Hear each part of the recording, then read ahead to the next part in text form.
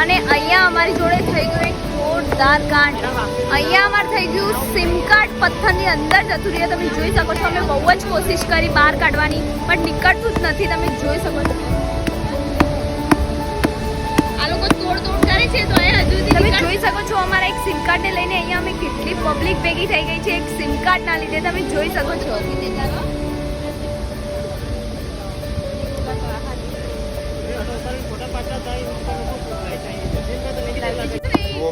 कोशिश जारी है. થઈ ગયું. હા એક મિનિટ.